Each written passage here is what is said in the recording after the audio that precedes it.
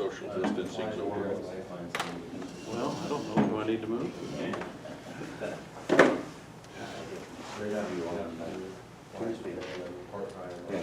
Turbine Mart is taking down their screening, they had plexiglass screening, so did the grocery store, they took theirs down. Good.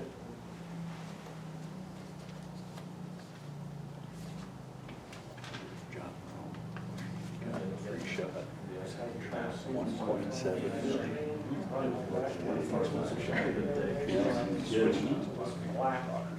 Now I can really see some. I have a picture on there, just too busy.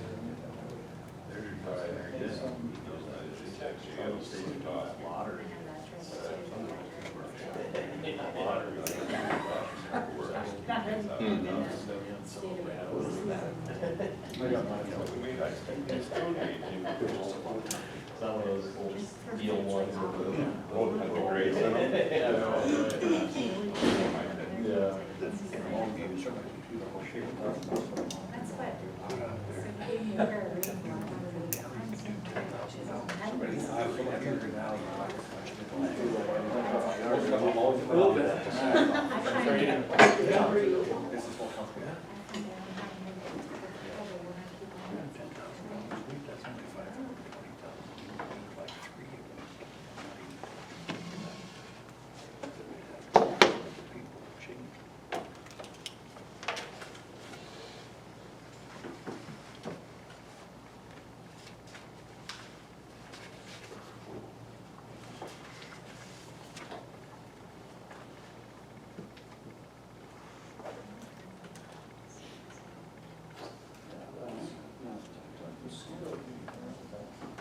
Well, I've got 5 o'clock, so I'm gonna go ahead and call the meeting to order.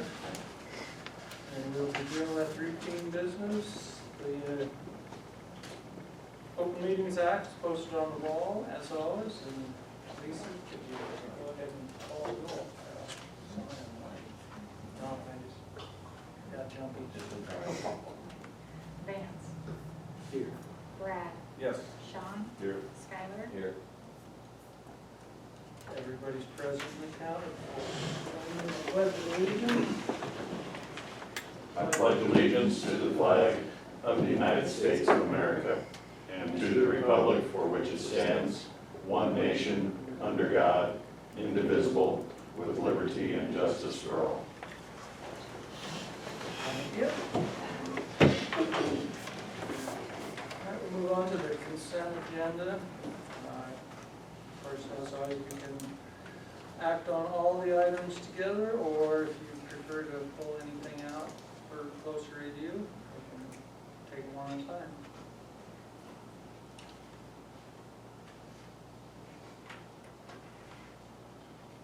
I'll make a motion to approve the consent agenda. Second. Moved and seconded. Any discussion? Go ahead and call the roll. Brad, Yes. Sean, Yes. Skylar, Aye. Vance, Motion carried unanimously. Move on to the mayor's report. I think it's going to be short and sweet, I guess. I know a couple guys have things to do tonight, so based on our history of long meetings, I don't want to squelch any discussion, but keep it to the topic if you could tonight. So with that, we'll move on to the mayor's appointments. The only ones we have tonight are for the Care Center Board, San Diego Care Center Board. you don't have anything playing right now. One-year terms. I'd like to reappoint Mel Campbell to another term in the interest of continuity.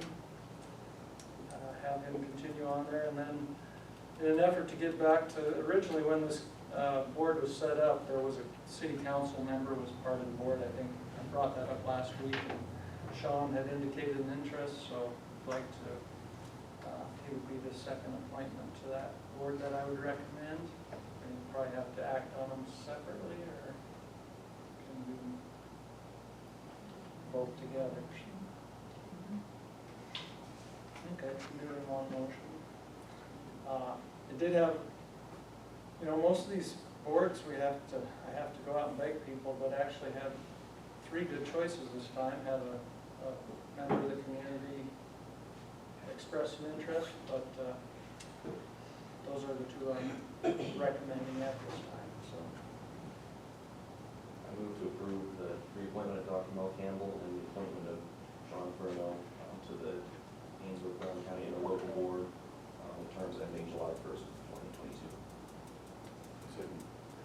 Moved and seconded, any discussion? Go ahead and call the roll. Sean, Abstain. Skylar, Aye. Vance, Aye. Brad. Yes. Motion carried 3-0. Thanks, guys.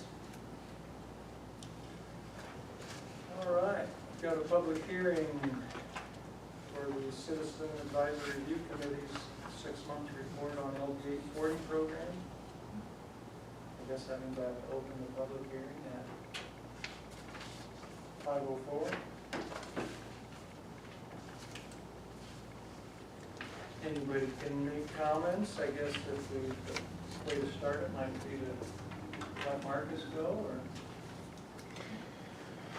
Yeah, I don't have much, but we got, of course, 2 new seats there for the CRC board, appointed by Joel.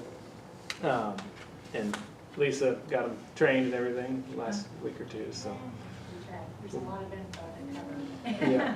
Have you had one meeting with the new group? Right, and I wasn't attending that meeting, but yeah, sounded like it went pretty smooth and kind of got the groundwork, so. Yeah, they'll do good, and outside of, in the report, of course, I mentioned the review of loans and grants that we performed here this last week. The big discussion item will be for whether or not any changes are recommended in the manual before we try to get this on the ballot again for 2023. So we'll work on that latter half of this year before our next semi-annual report, of course, and see if we have any recommendations for the council. Other than that, to my understanding, the meeting was to the point from what Lisa mentioned to me. So. Marcus, are you the chairman now? You are, okay. Yes. Thank you. Yep.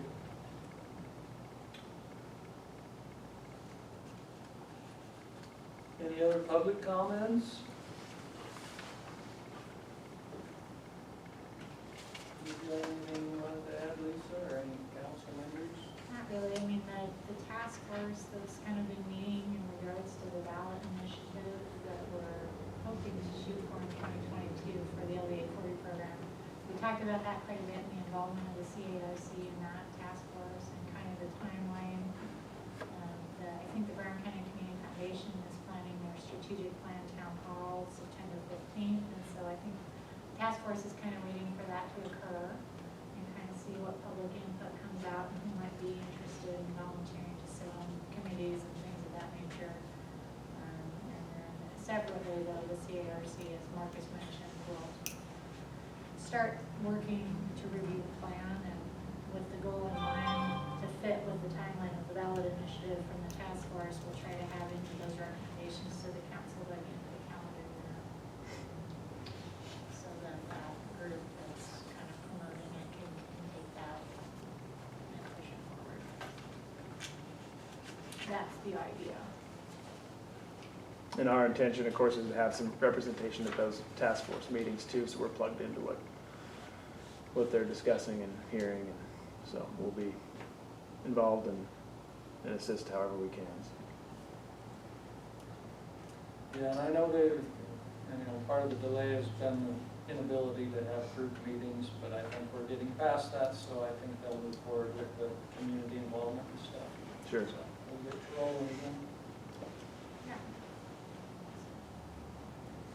Okay, well, we'll leave the public hearing open for a while, but go ahead and move on the agenda. We can do that, can't we? In case somebody comes and has some input. I don't want to cut them short. All right, we'll move on to old business. Discuss and consider the supplemental registration fees under ordinance number 1542 vacant buildings, section 3-419. I know I We talked about other things last month, about tweaking that ordinance, sent out a note requesting any input so we could incorporate that. And I don't know that we've had much on that end so far, no input, so I don't know if you guys have anything you want to move tonight, or if we're gonna need to just table that and keep assembling information. I guess my first question is, how do we define vacant? Because there's definitions in the ordinance which are maybe not vague, just incomplete. I mean, under section 3-417 definitions, for the purposes of this article, we go to, well, let's start off number 5 under that section. Vacant means that a residential building or commercial building exhibits evidence of vacancy, which is defined in 3-417 at 2, which is evidence of vacancy means any condition or circumstance that on its own or in combination with others would lead a reasonable person to believe that the building is vacant, such as overgrown, dead vegetation. I mean, a lot of these, nowhere in here does it say that a vacant property is vacant. It just has to exhibit signs of vacancy. So you could have overgrown yard, that's a sign of vacancy. It exhibits a sign of vacancy, it's vacant, according to this, the way I read it. And nowhere on here either is living in a property an exception. If we're reading it just by its definitions of this ordinance alone, and I guess that would be a question for you, Rod, is there general definitions that we can abide by outside of this, or where this defines vacant, do we have to go by the definition within the ordinance? Yeah, I think apparently the drawers of that ordinance, I don't know who it was, but they attempted to create their own definition of vacancy.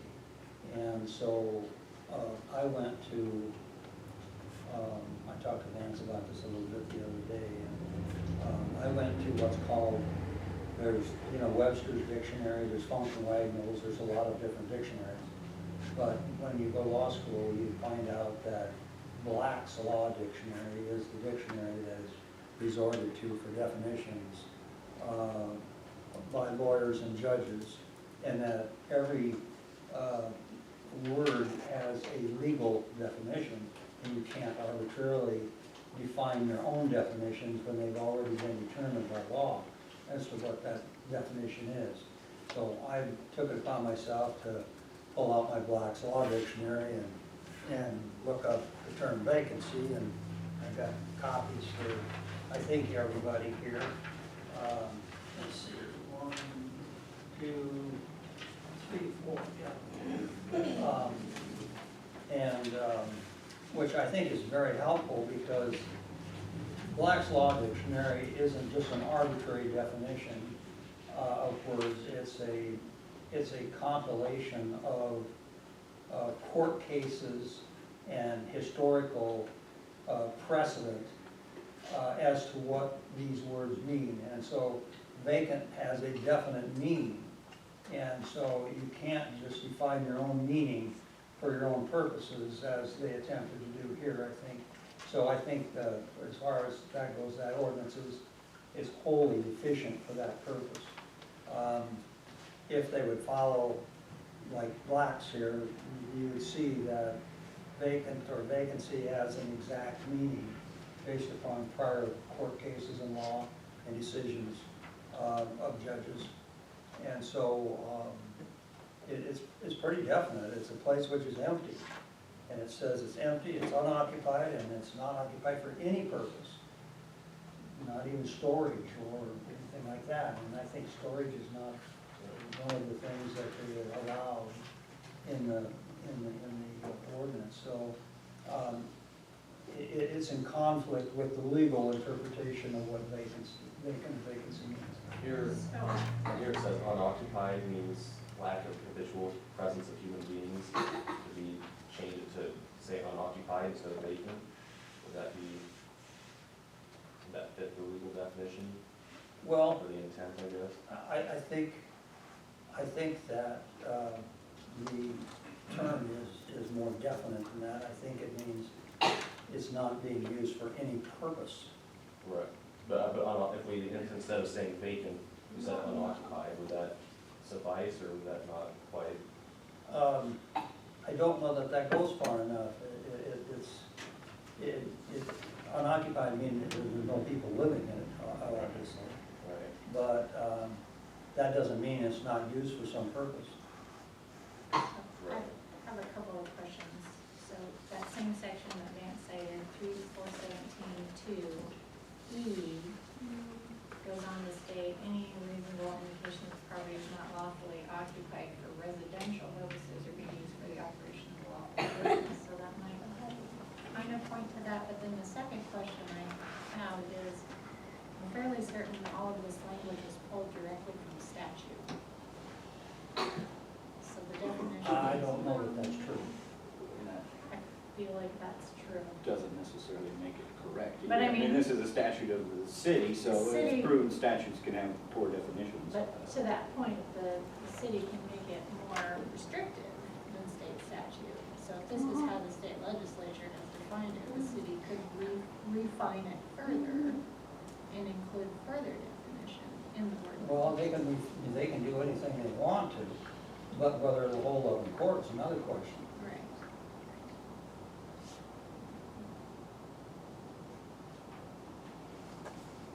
Also, this definition Rod provided makes it pretty clear as far as nothing, no purpose. I mean, there's some brought up, maybe people come in and stay a couple times in town, they live out in the country, and find a place to crash in town.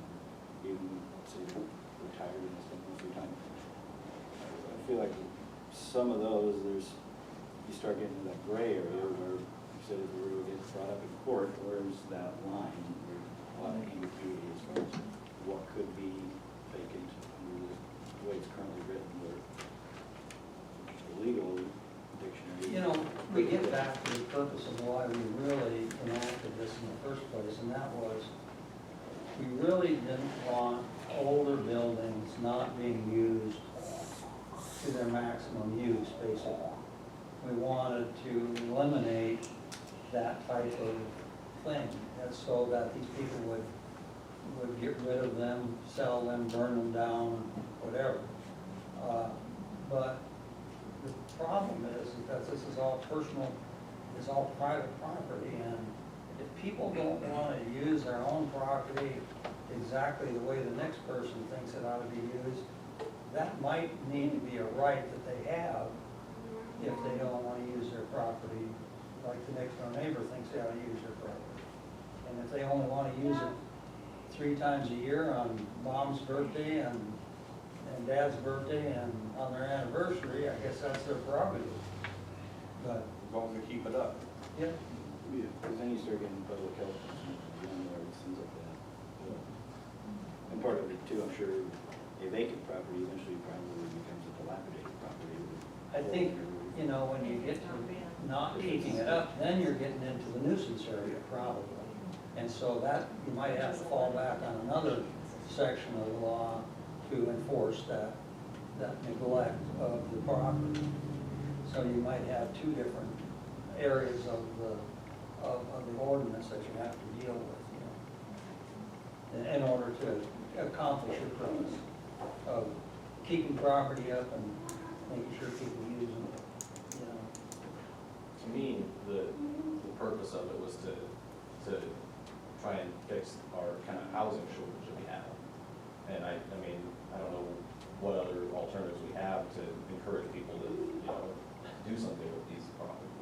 If we had an alternative, then, you know, we would consider that, I guess, but I think, I personally like the ordinance as it is. I mean, people have an opportunity to dispute if they don't think that it's appropriate, and things of that nature, so, but that's, you know. Well, they can always challenge it. Right. And that's good. And they might. Right, right. Sure.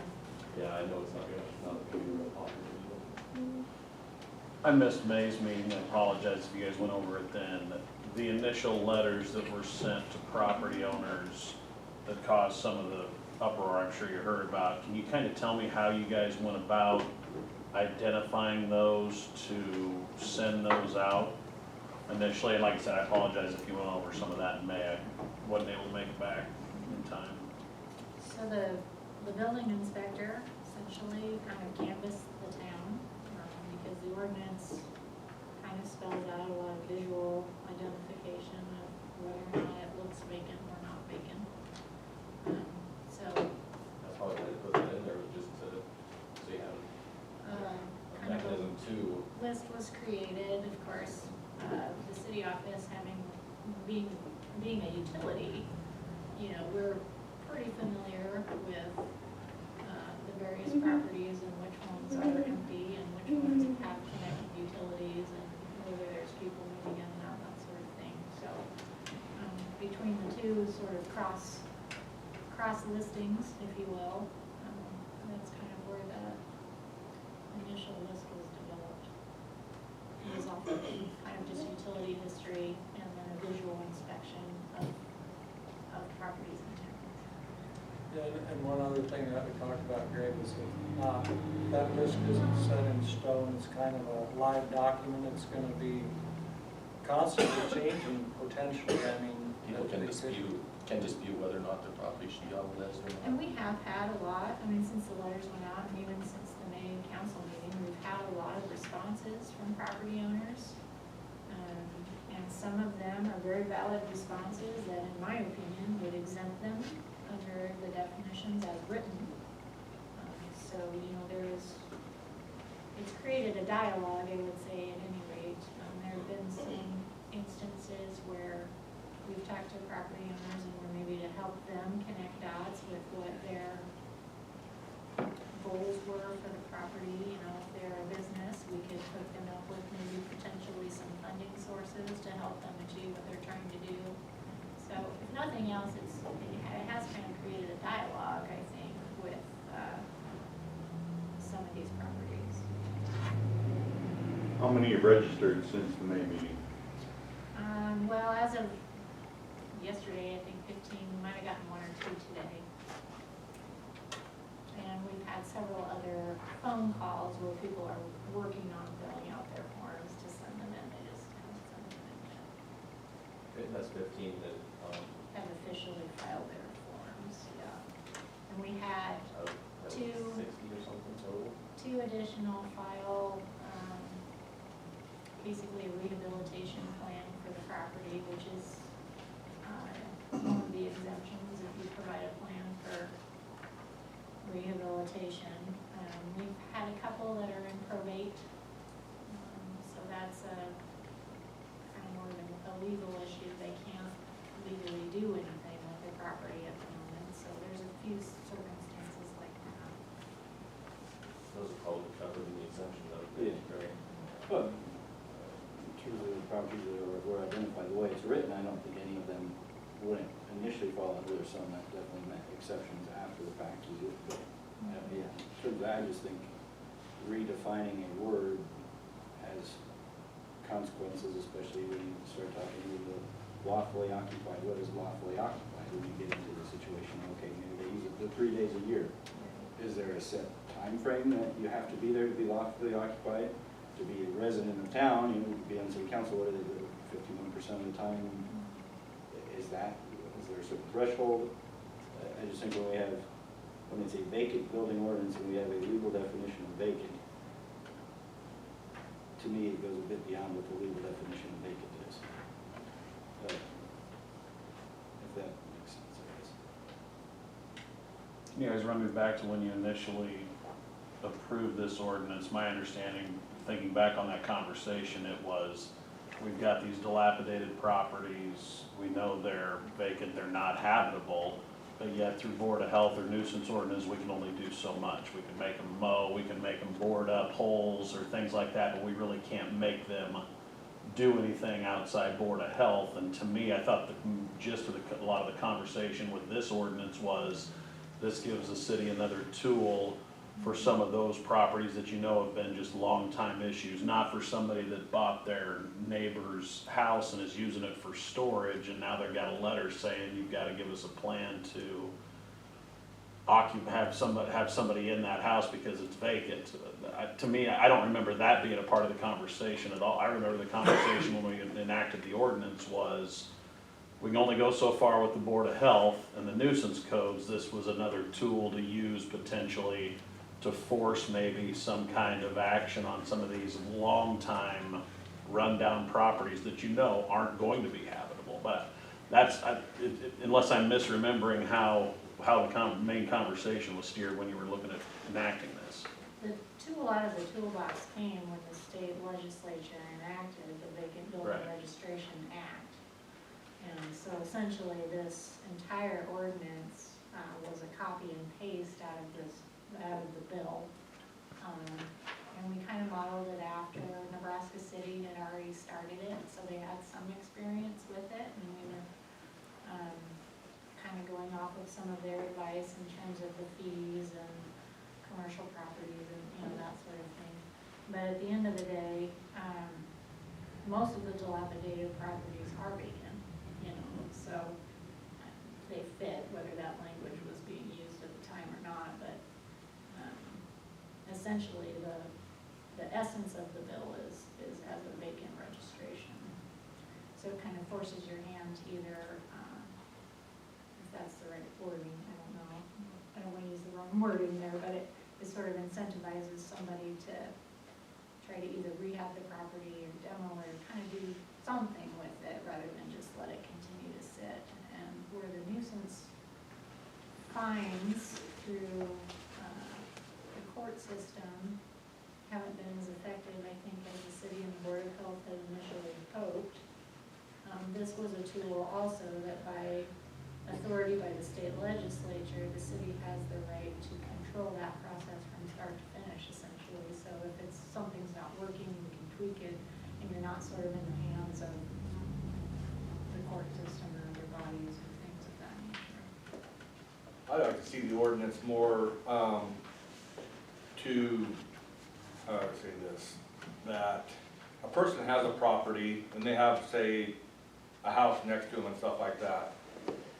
As long as they keep it up and it could be inhabitable, it could be lived in, but right now they're just using it for storage, but they're keeping all the windows up in it, they're keeping it, the shingles good on it, they're keeping the trim painted, but right now they're using it for storage. But at any time, any given time, they could use it for living. I don't know how you'd even go about, somebody's gonna have to, It is It's tough to exempt those cases without also exempting the dilapidated ones. That is such a fine line. but there's the people that actually do take the time to put some money into that property, even though somebody's not living in it. Yeah. They are putting money into that property to make it look nice for their neighbors, keeping the yard mowed, keeping the trim painted, all the windows are up. There's not very many of them that are on the list that, Yeah. but there could be some in the future. And so then, to me, there has to be some type of exemption, I was thinking even though power they're to- using them for storage. We have the power to exempt properties even if they're not, don't meet one of the exemptions, or is that beyond what we're allowed to do? Well, you open up a can of worms Yeah. there, because you're starting to play favorites possibly. I was gonna say, I think that probably just falls more under due process and their right to appeal it. How can a community, and like you said, it's state statute, but how can a community, a city council, force someone to rent or sell their property? Because that's basically what it says here. You're going to list your house, or you're going to rent your house, or we're gonna fine you. And it's, right now in today's market, 125% of assessed value, there's a lot of houses that people snatch them up right now. John Gross's mother's house is sitting empty right now. He says, well, I can just put $2,500 a month on that. Well, according to your ordinance, he can't. It has to be, the rent has to be comparable with other houses of that size and type. Or you can fine him. So I don't understand how you guys can force me to sell my house if I'm not living. but that's what this ordinance is doing. Well, it's forcing them to pay more to keep the house. Yeah, $5,000 a month, Right. Yeah, that's a lot. that's ridiculous.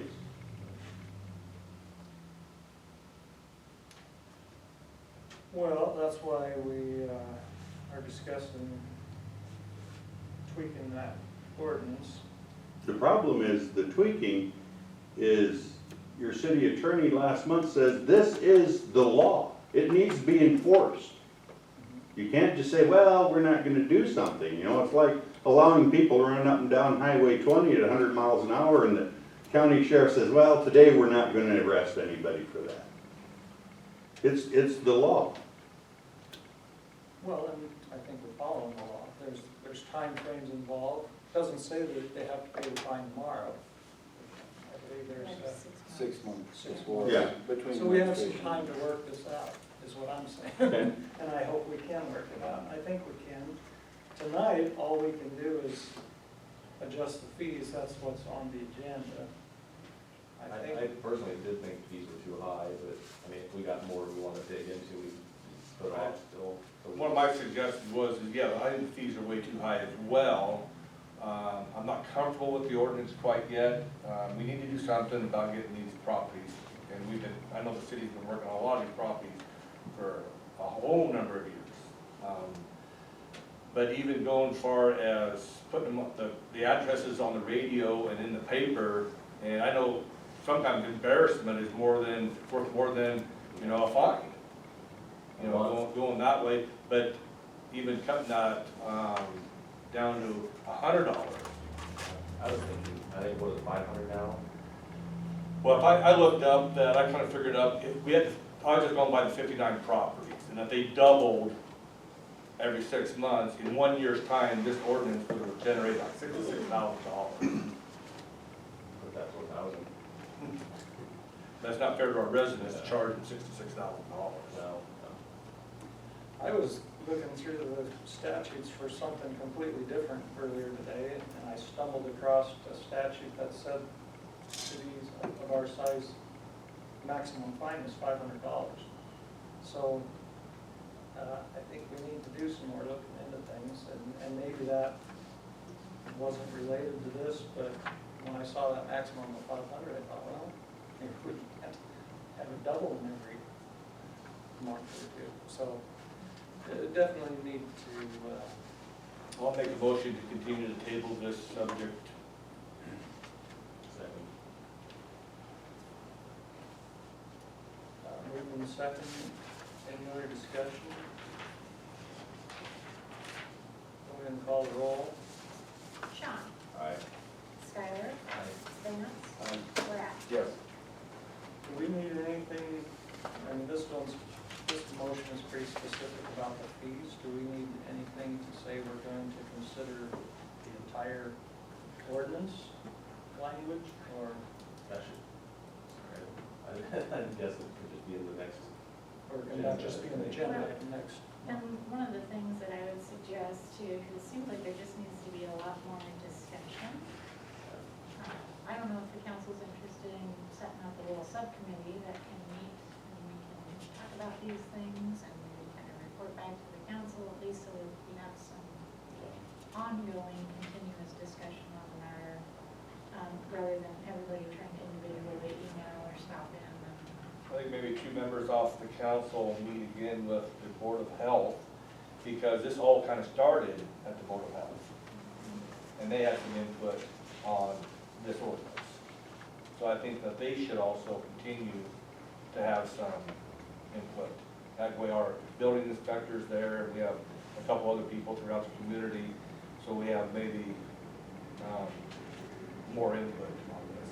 So you're on the Board of Health as the president of the council, so then we need one other volunteer. I would volunteer for that. You guys okay? That sounds good.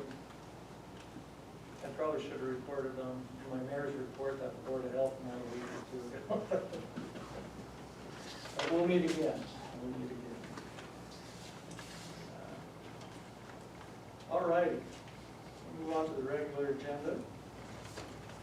Item A is recognition of the city pool staff. member, Julie Meisner. Do I have to come up there? You can do whatever you like. Well, we were working on an app. So I couldn't get my printer to work, so I typed it out on my email and then emailed it to myself. And then, so I'm gonna read it off of my phone, so I apologize if this doesn't look dirty. But I see all the council members have technology up there, so. It's okay. So. One second, okay? So on Friday, June 4th, I was at the Ainsworth City Pool with my son Coulter and my niece Haley enjoying the pool. I was sitting on the northeast side of the pool and had just finished recording a video of Coulter swimming. I looked down at my phone to send that video to his dad when I heard the sound of a whistle being blown 3 times. In all my past visits to the pool, I had never heard the lifeguard blow their whistle 3 times. Typically, it is once to alert swimmers that it is time to exit the pool for a 10-minute break. On this particular day, hearing the whistle blown 3 times, my attention was drawn to the south end of the pool. At that time, I observed lifeguard Aubrey Rice jump from her lifeguard chair post into the pool. I then observed Rice assist an individual who appeared to be in distress and in need of rescue. I observed as Rice assisted the swimmer to stay above water and swim with the swimmer in her arms to the side of the pool deck. In sync with Rice's actions, I observed every team member of the city pool proceed to that location to assist Rice, from lifeguards to the pool manager. I then observed Rice place the swimmer on the side of the pool deck where she then exited the pool to assess the swimmer. It was at that time that I observed the swimmer coughing and then standing. The swimmer then walked from the south end of the pool deck and met with an individual at the pool. I can tell you with 100% certainty that when I was faced with a similar water rescue situation, I did not respond as immediately as Rice did on this date and time. I was a Nebraska certified EMT with 4.5 years of emergency medical experience, but I still did not respond as quickly as Rice did. I was under the impression that Rice was just a high school student working a summer job with no experience. I'm not even sure that I can accurately express in writing or publicly speak to how impressed I was with city pool staff that day. What I observed on this day confirmed that Rice and her teammates are not just high schoolers working a summer job. All team members have proven that they understand the scope of their job as a lifeguard, and they do absolutely whatever is necessary to make sure that all pool patrons remain safe and enjoy their time while at the pool. I stand or sit before council members today to express my sincere gratitude to Rice and appreciation to her teammates of the Ainsworth City Pool and thank each of them for their work that they do every summer. Rice responded with absolutely zero hesitation, and as I read this to you today, it still gives me goosebumps thinking about what I observed.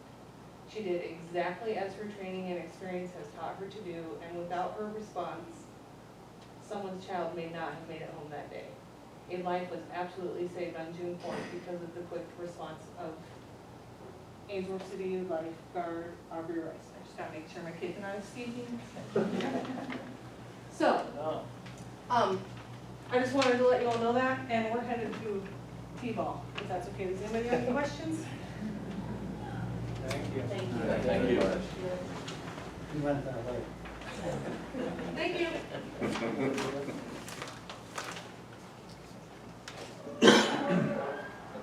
What a nice deal. Too bad Aubrey couldn't be here tonight. I assume she, well, probably at the pool. All right. Yeah, they do a good job. They all took their training at the end of May here this year. It's kind of nice to get back to normal with COVID last year. Nobody Well, was all doing lifeguards it. have a certain training program they have to go through. We have first aid CPR certification and lifeguard certification. So, yeah. Thanks to Aubrey. She paid attention. She's a good guard. All right. Item B, discuss and consider allocation of solar shares for city to support the MPPD Sunrise Community Solar Program. Are you Brittany? Yes, I am. Hello, I'm Brittany Koenig from Nebraska Public Power District. I'm your new account manager. Kathy Cottle retired. So I just took over. May 17th was my first day on the job.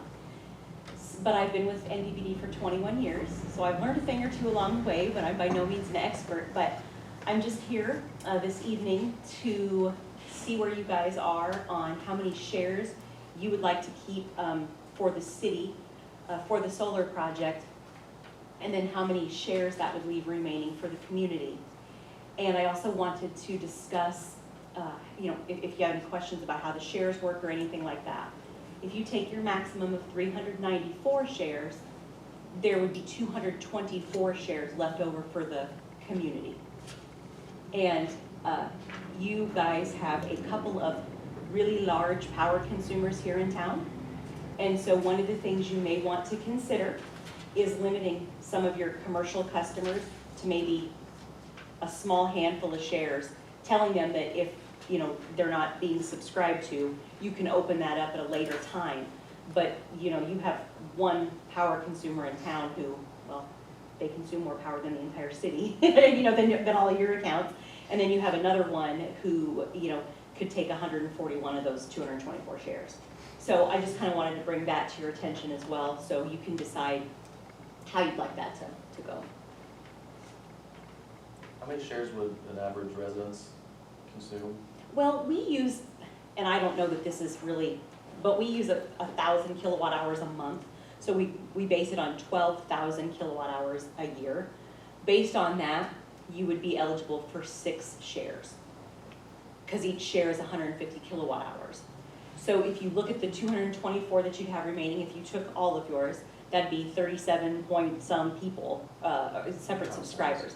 Some people are going to probably be more, but most people are probably going to be a little less than that. And no one has to take their maximum amount. They can take 1 share, they can take up to 100%, but they can't take more.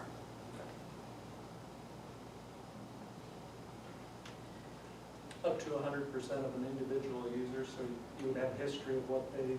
Yes, that's exactly what we did. Mm-hmm. Yep. Now, the 394 shares for you guys, of course, from a city perspective, makes a lot of sense.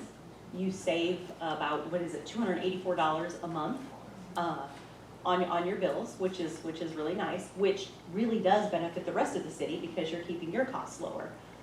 So they're your shares. You can certainly take them all or not, but. What's a share cost? Well, your particular shares are running $5.31. So for a fully subscribed, so you take that times 150. So on our example of 1,000, the maximum ends up being 900 because of the division of the 150 kilowatt hours. And that's $47.79 for those full 6 shares. So. That's a month then? Yeah, that would be a month. It'd be 49 what? 47.79. And I can figure out just what 1 share is here too. That was for a typical household. So $7.97 is what 1 share costs, really. $7.97 for that 150 kilowatt hour block. And every share is going to net you a 74-cent credit.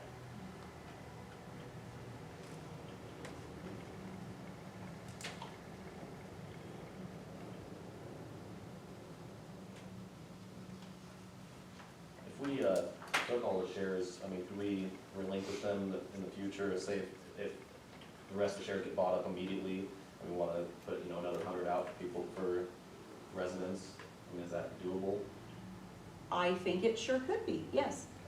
So you're saying if the city took our 394 and then next year said we'd like to sell 100? My thought is, I'd like to give them to the residents that want them, but I just don't know if 224 is going to cover enough people. If it didn't, then it'd be nice to be able to put some more shares out for them.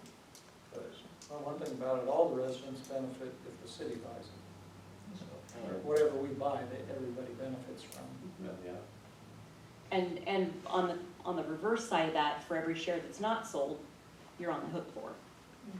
So really, you know, it just depends on how you look at that, but, Okay.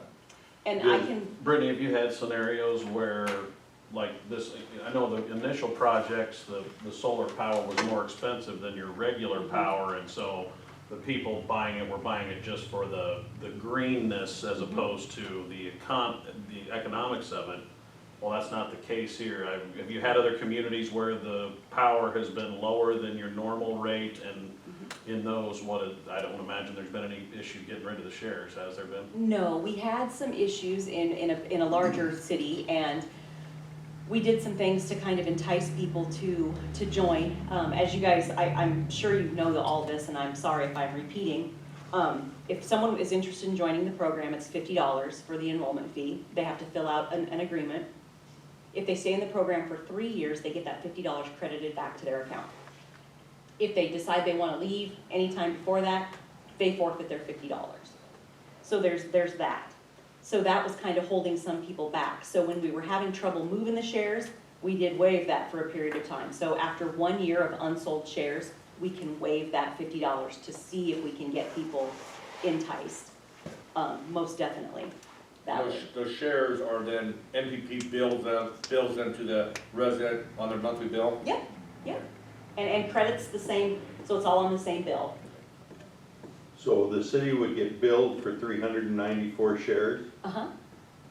Do they use enough electricity to, or Well, is it gonna be That's what a it's deficit? based on. That's how the number of shares is determined. So what we do is we look at their kilowatt hour consumption for an entire 12 months, then divide that by 12, then by 150, so that you know how many shares you're eligible for. So based on the city's usage, you are eligible for that 394 shares, which really, yeah, you guys would consume that. Again, it nets a $284 credit across all the city's bills a month, based on the pricing. So it's, I mean, it's a slam dunk if you want it that way, for sure. You really just have to decide. I didn't know if it was a percentage, you know, if there's X number of shares out there, the city could do a percentage of it. The city can take up to 394. Yeah. So if they wanted 100, you can have 100. You want all of 394, you can have those. For every one of the 394 you don't take, the 224 goes up by that many. And what we do, we have, we could put you out online. People can send an email to us. We would then look and see how many shares they're eligible for. Of course, they have to have decent credit worthiness with us. They have to be a good payer. We don't, you know, we have some stipulations too. And then we'll get back to them. If they don't fill out the agreement in a certain amount of time, we put them on a waiting list, or we'll just kind of shove them to the back for the people who are participating. If we do have more interest than shares available, we keep people on a waiting list. So let's say someone moves out and they move to, I don't know, O'Neill. If they do that, their shares then become available, and we'll start calling the people on the wait list to see if they're interested. Huh? Are they inheritable? What happens when they die? Then the power would probably go out of their name. So whomever would like the next chance at them would get them. Those would go back to the wait list. So it's not something you actually own. It's not an inheritable property right then? No. It's linked to your utility account.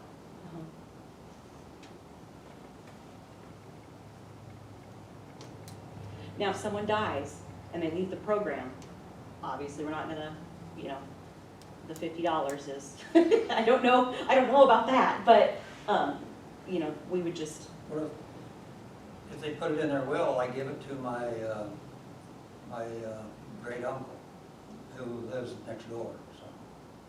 oh, I don't know. I think it's a voluntary program. I don't think the shares are owned per se, but I can ask. I can ask our legal department and get back to you on that. I don't want to misspeak. What is the registration period open up for that, the shares? Well, that's the next thing we'll have to discuss. When you guys know the number we're working with, then we can start working with the registrations. And sometimes we'll have open houses where we'll have a place like this and people can come and ask questions and we can start enrolling people. Or we can just go, you know, with a town hall meeting and then we can put everything online and they can go that way. We've done different things in different places and we can do whatever, yeah, whatever you guys want to do. Because if there's a lot of interest and people are really excited about it, it's not a bad idea to get everybody together and, you know, if we can get things subscribed, the sooner the better, for sure. Tonight, you mainly need to know how many the city wants and what sort of limit would go on the public offerings? Or Yeah, don't you need your that? residential, you probably aren't gonna wanna limit, or probably no need to do that, but certainly your commercial, you're looking at, because you've got a couple big ones, I don't think I probably have to tell you who they are. And they're, I mean, it's great for you on one side of things, but for something like this, it could, and that's only if they're interested, of course, but if they are, I mean, because again, it would be a benefit to them. Right, right. So basically, long story short, we can purchase up to $3.94 for, like, round a little bit, I'm sure, with $7.97 per share, and we'll get 74 cents credit per share. Correct. And then there's the $50 fee, which is refundable after 3 years. Yes, except the city, we do not charge the city the $50 fee. So we, They figure we're good for it. Well, we are a partnership after all, so we won't, you know, we don't do that, but. And the enrollment fee is, if one person takes one share, it's still $50. If they take 6 shares, it's still just straight $50. Uh-huh, yep. I guess so we might as well take our full amount, you start looking at residential, and even if you can take your max, it's really not gonna be a big move on residential. You can probably turn the TV off for an extra hour every night and get there. So I guess I would move that we purchase all, I don't know if we're specifically in here, but purchase all 394 shares, solar shares available to the city. Second. Moved and seconded, purchase all 394 shares. Any other discussion? Go ahead and call the roll. Skylar, Aye. Vance, Aye. Brad, Yes. Sean. Aye. All right. So Brittany, do you need another motion at all about the commercial properties, or is that for a later date to discuss that? You guys can discuss that a little bit, amongst yourselves if you'd like to. You know, if you wanna limit some of your commercial customers to 10 shares or 20 shares to start, or, What's kind of common, what seems appropriate? well, and a lot of times it depends on the community. We've had one community who started out with saying 10, and then saying, if we're not fully subscribed though, we'll keep you in mind and you can buy more. But you know, 10 versus, you know, the 141 that one of them could take. And when would be the goal to have these 224 additional spoken for? Well, if we're ready to go by the time it's energized in the fall, so, This fall? yeah. Yeah, there's no push to get it done tomorrow, but it's a benefit for you guys knowing that it's all subscribed, so you don't have to take more if you don't want to, you know. But we could do that. I mean, we'll probably want to plan a ribbon cutting when we're ready to energize. GRNE does have a marketing department, and we are working with them on another one, and so you know, kind of get that under our belt and see how that goes and get some good promotion around everything, but. Okay, so you talked about doing maybe an open house, would that be something we'd want to do in the next month or so, or? Yeah, next month or two, whenever you, because Month or two. building's going on. I don't know if you guys saw the press release. We released a press release. We were hoping the local paper would pick it up, but it was about that. We posted a social media post with some pictures, an overhead, and then some close-up pictures of the construction going on. So trying to generate some buzz and some interest. So if we could want to strike while the iron's hot, we could do something in July. That'd be all right. Okay. Yeah, there's no, because some things fill up right away, you know, you just never know. I know out west, we've done a couple, well, like Scotts Bluff did one, and then the success, it was so it was so quick, they built another one a few years later, or a couple of years, and didn't have any trouble filling that either. So, and then another larger town with a price that wasn't as good, struggled a little to fill theirs, so. But this is 224 shares, I bet you. I can't foresee a huge problem. Thank you. Absolutely, absolutely, thank you. I got the number and we can roll. All right. Brittany, do you have a card so we don't butcher your name as far as? I do. You know, funny you should say that. I've got two great ones. Nobody spells either one of them right, and that's okay. Good, well, that's why we try to get them right. Here, I'll give you a few. You can just, you know, everybody, it's like Oprah. Everybody can have one. Just got them today. Well, I'll keep you with two for this and we'll go from there. Okay, Thank you. thanks. You bet, you bet. All right, we'll go on to item C, discuss and consider a I special wouldn't butcher designated liquor license for the Elks Lodge number 1790 First Street, dance beginning July 17, 2021, 1 p.m. until 2 a.m. Closed on July 18th, 2021. Be some tired dancers, that's 13 hours straight. Brad will be out there. There's not very many people around at 2 o'clock. Sometimes at 2 o'clock, I don't wanna see the type of dance going on. You guys, is city ordinances, you haven't changed, county is 2 o'clock, you guys haven't changed yours, it's still 1 o'clock here in the city, isn't it? But the permit would be to 2, just to, This closure of the street. yeah. I was gonna say, I don't think you've changed your city ordinance to go past 1, have you?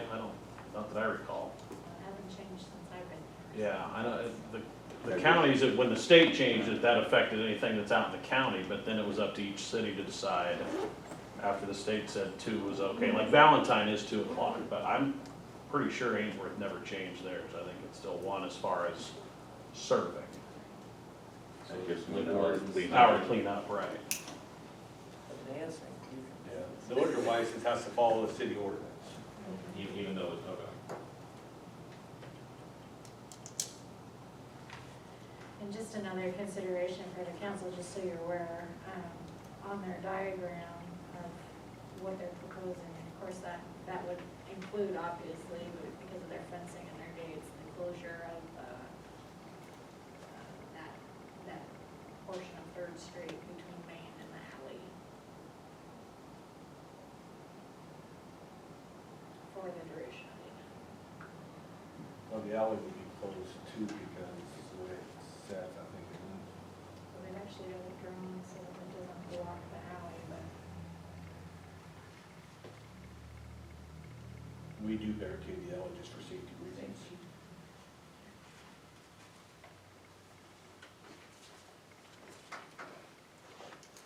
I make a motion to approve the Elks Pub special designated liquor license, for a street dance on July 17th, 2021 at 8 p.m. until 2 a.m. July 18th. 1 p.m. 1 p.m., sorry. Those bifocals. Yeah, I'm kind of trying to figure it out here. July 18th, 2021. Second. Moved and seconded, any other discussion? Go ahead, call the roll. Vance, Aye. Brad, Yes. Sean, Aye. Skylar. Abstain. Motion carried 3-0, 1 abstention. All right, item D, discuss and consider the recommendations by the LB 840 Loan Committee. Under I's to approve application number 21-02 facade improvement grant for $6,792.50. I do apologize, I seen that there, but I forgot to come in and look at it. That's okay, actually, I think everybody else. I think you know, I've discussed it before, so.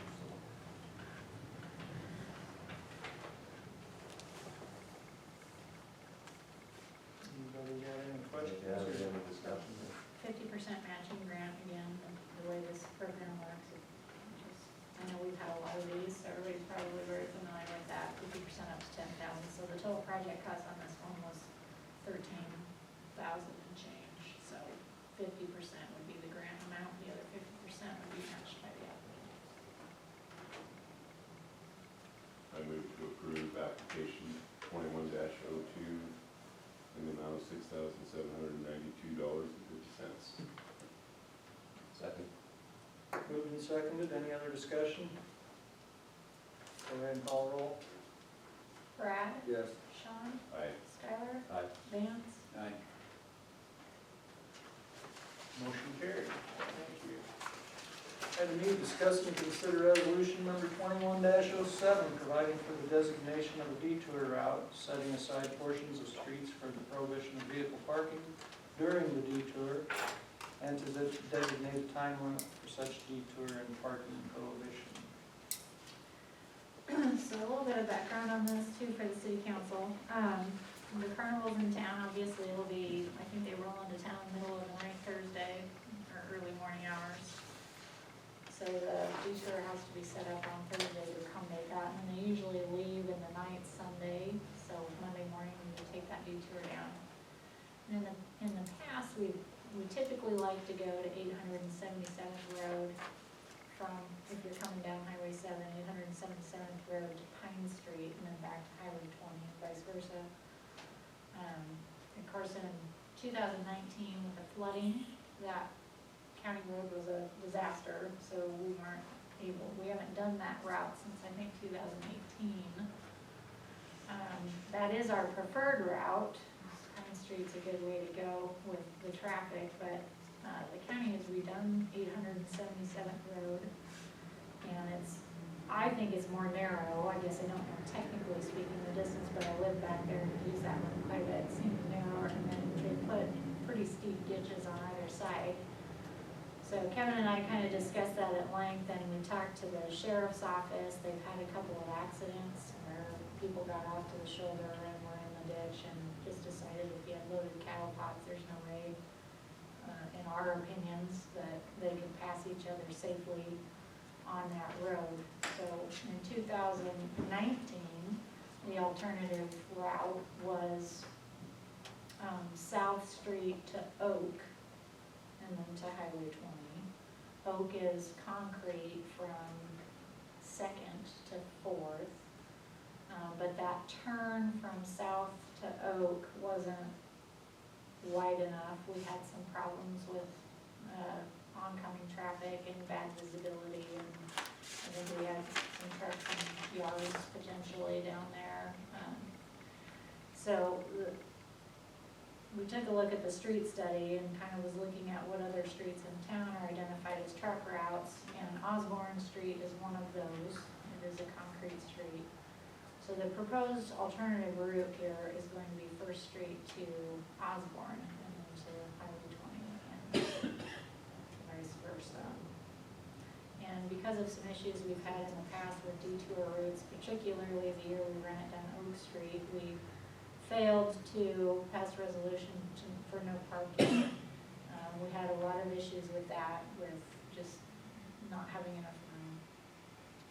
So we've included that at kind of the request of, I guess, NDOT in some sense, and the street department and Brown County Sheriff's Office also, that just be declared no parking during the detour route.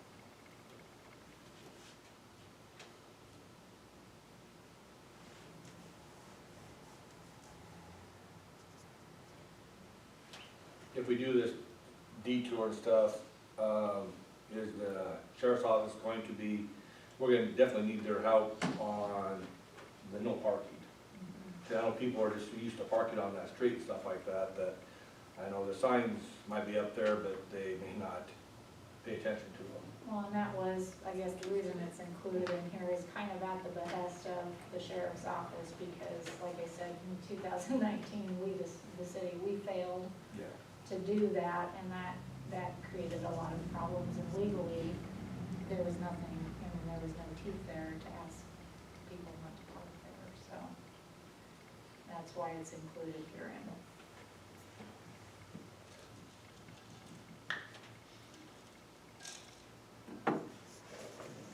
And Kevin's here with the street department.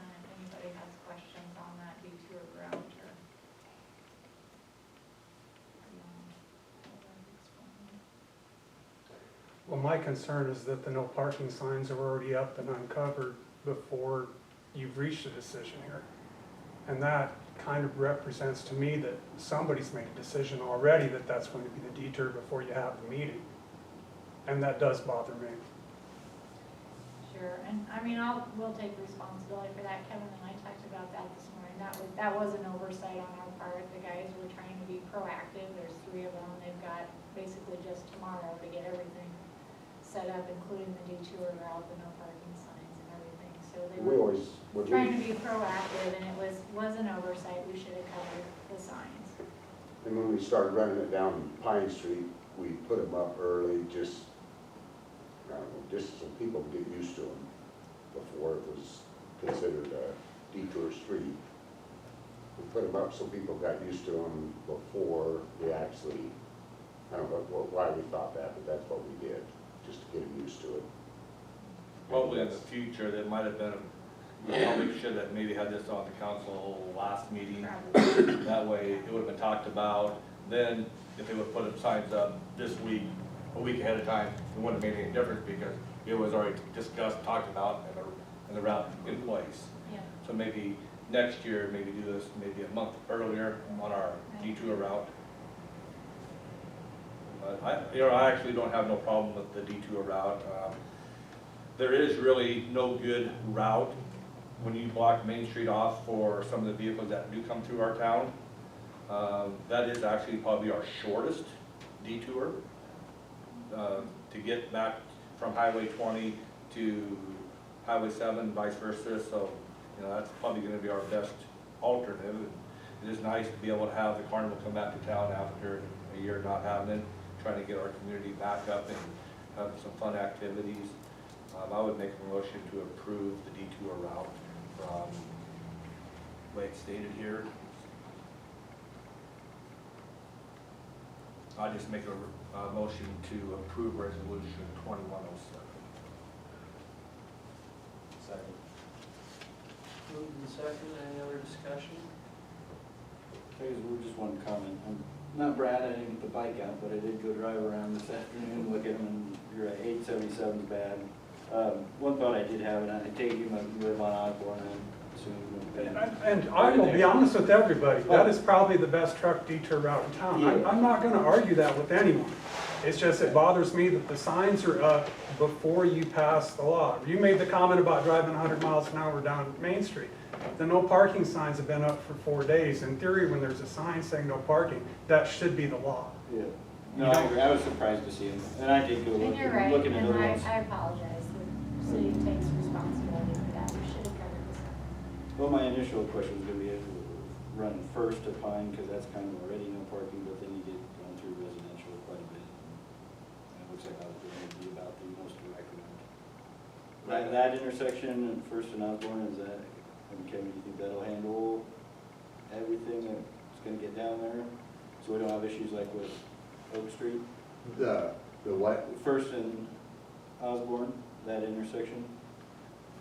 for turning and stuff, like, it's gonna be probably just the best one in town probably, Okay. because you're coming off of Concrete Street. Before, it was, 2 years ago, we run down South Street, which is gravel, Yeah. you know, and that's not good doing that. And right now with the heat of what we're experiencing right now, taking that kind of traffic down Pine Street, which is a little bit wider, but I think these trucks and stuff will just tear up that street, because it's not a good street right now anyway. Right. It needs a lot of help. So I don't think we want to try to put that kind of traffic down First Street from east. And actually, that's probably the best detour that we ever had, is getting the traffic out of town, but there's no way that you can, 2 semis can meet on that county road now. One of them's gonna be in the ditch, tip sideways, and, because you make 2 cars on there, you're right on the edge to where, And those edges are loose. it damn sure ain't safe. I mean, if you'd have to have 2 trucks meet on it, you'd have problems. And that is actually the best route, but the way they fixed that road up, it's not anymore. Okay, we've got a motion and a second. Any other discussion? I apologize for the signs. Call the roll. That's not just happening. I apologize. Sean? Skylar? Aye. Vance? We just Brad? need to get a head start on it. 'cause Motion carried everything unanimously. changed and it's a mess. Item F, discuss and consider the repairs to the street department. I just want to, I just want to get my. Did you get anything? I didn't get any, further information from Kimberly.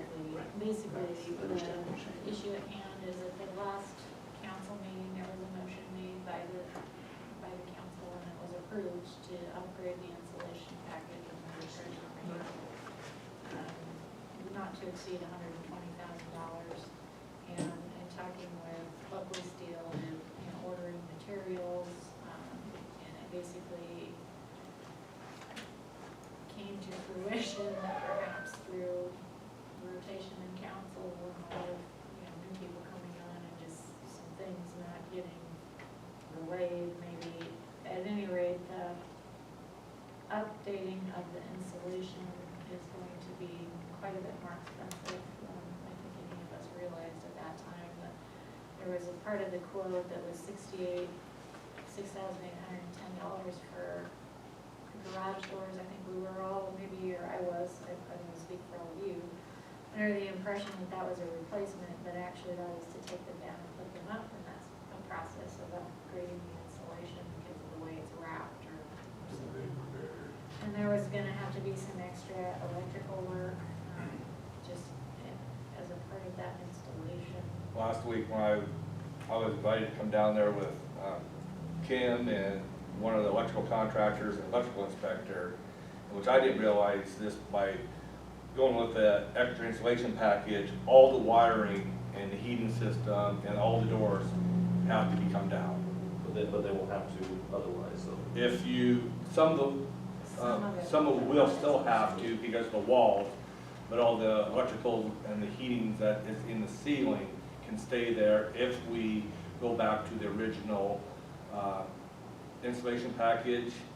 And then with that, I think we are still just using that building as a machine storage that we want to keep above freezing because of some of the equipment that we do have in there, because some of it has water on it, stuff like that. So, but it's not we're not going to try to keep it up there, 70s, 65, 70 degrees and be working in there all the time. So I think my opinion is we can get by with the same insulation package that we previously approved when we built the building. So because it was part of the motion, if you guys would like to do something different, you should need to probably amend that.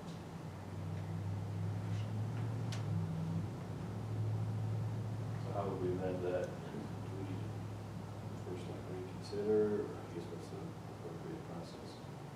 We can't really just do a specific motion.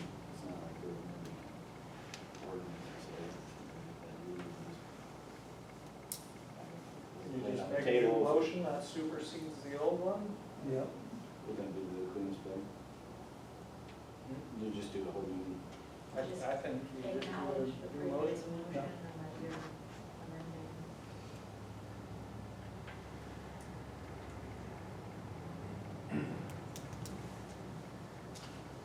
Well, I'd like to make a motion that we change the previous motion to upgrade the insulation in the street building and keep what we have to cut costs.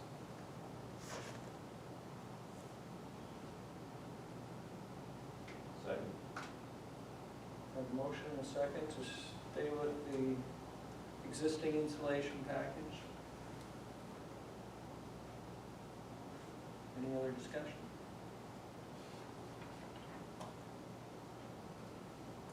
Go ahead and call the roll. Skylar? Aye. Vance? Aye. Brad? Yes. Sean? I Motion passed unanimously. All righty, on to this Lisa's report.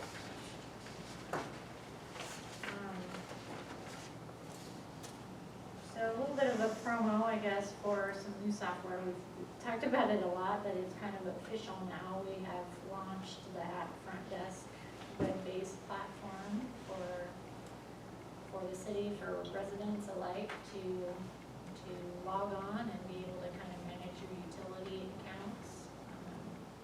If done, create an account for yourself. It links to your already existing utility account at the city. And it can show you your consumption, your water consumption throughout the year, your different utility bills and balances, and you can pay the bills, and you can look at your past payments and past histories and all of those types of things all on your own through that platform. There's also some other cool features that you can actually like apply for pool passes and pay for them online and that kind of stuff. Maybe pet licenses and ATV licenses. We staff are still working to develop all the forms for people to apply and pay, but we have a couple on there now.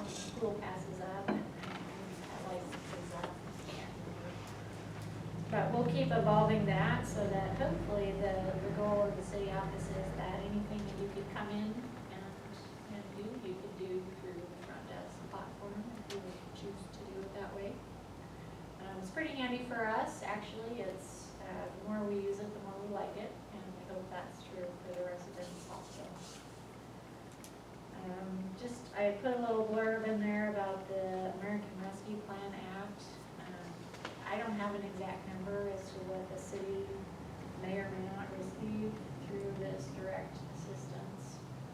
The last calculation I saw, which was several weeks ago, it was estimated maybe around $200,000 that the city might receive, and that would come in two payments, one probably in like July or August, depending on when the state gets their money. They have 30 days then to distribute it to the cities and the counties and the villages, so could be July, could be August, and then 12 months from then we would get the second half. And then kind of like any other federal or state money, you've got, you know, a certain parameter of time frame. I think I had seen maybe October 2024 was the last guidance I had seen on when we have to have it spent, and there's some criteria on how you spend it. A lot of it is COVID relief type things, which the city of Ainsworth really, in terms of city, the entity, business, I wasn't really impacted by COVID through revenue loss or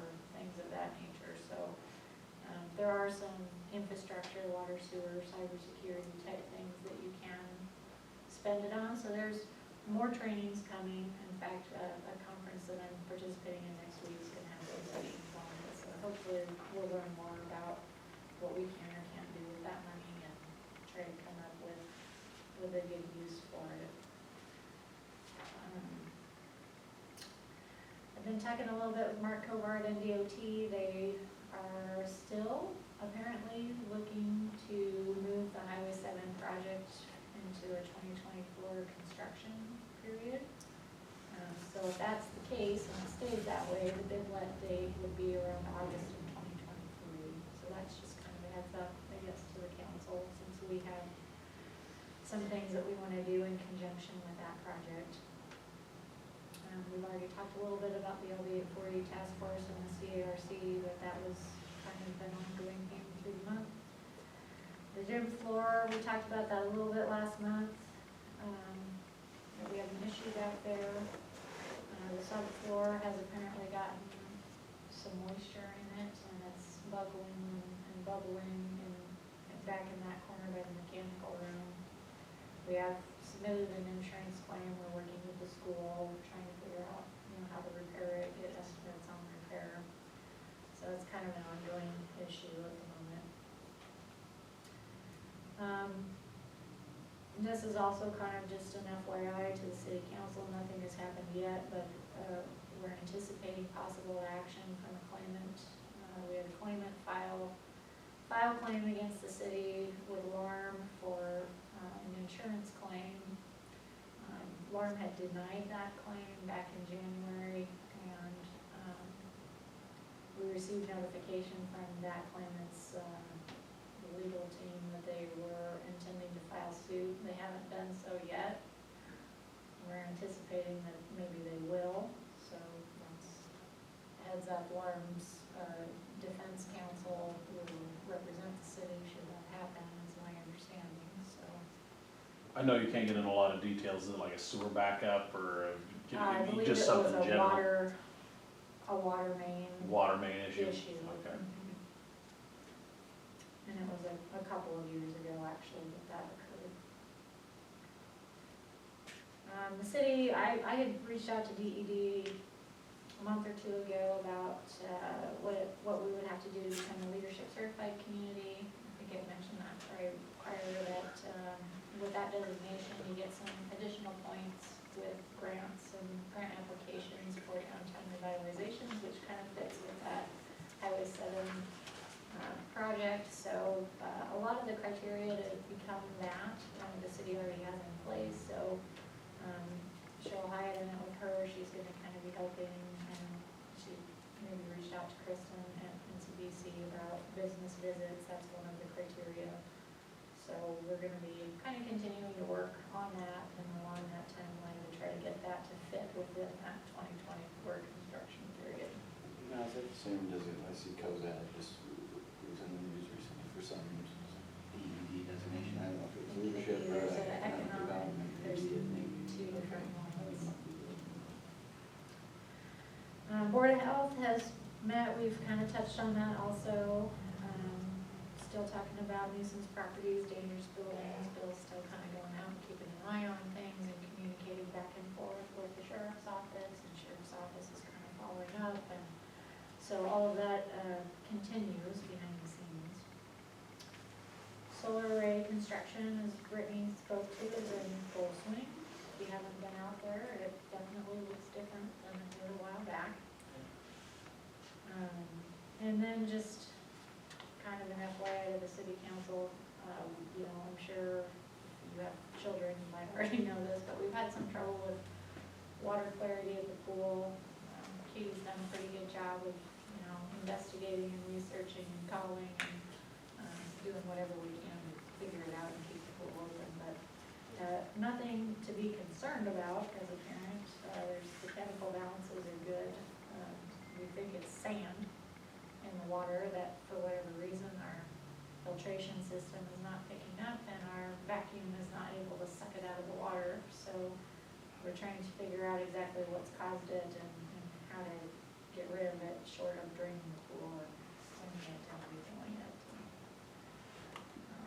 So not a health hazard by any means, but it has been a bit of a challenge for problem solving.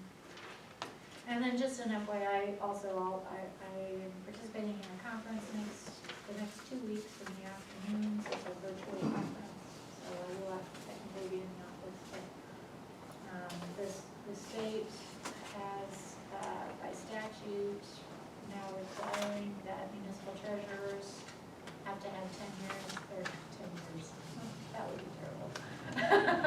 10 hours of continuing education for accounting and finance. So as a part of that, if they attend this full conference, I can get my full 10 hours for the year.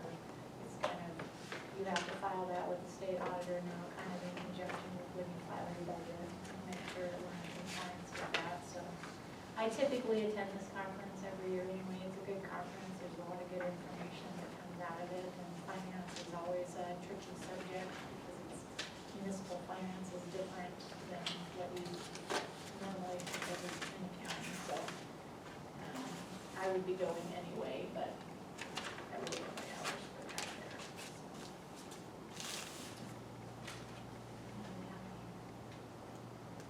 Questions? Do you have a ballpark or exact number that have signed up for front desk? 78. 78? Ooh. That's pretty And good. on week, yeah.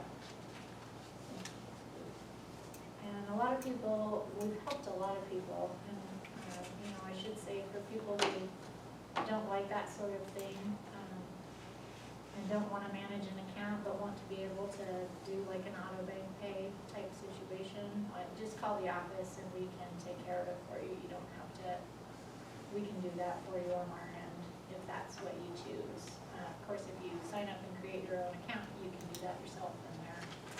But we've had a number of residents who want to do the auto utility pay without actually creating an account and having to manage it themselves. So we can do that on the back end.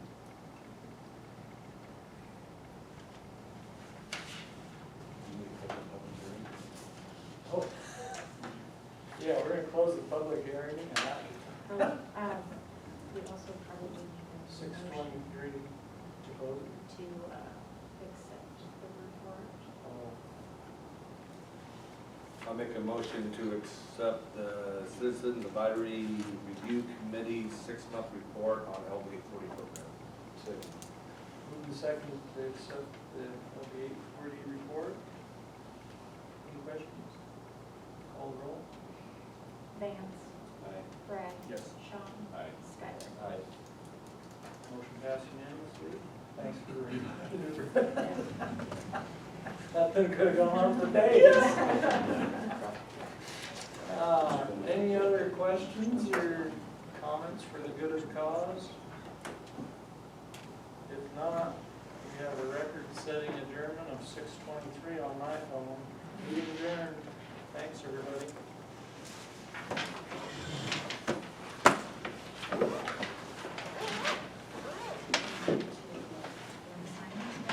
Thanks, Dan. Thank you. This is,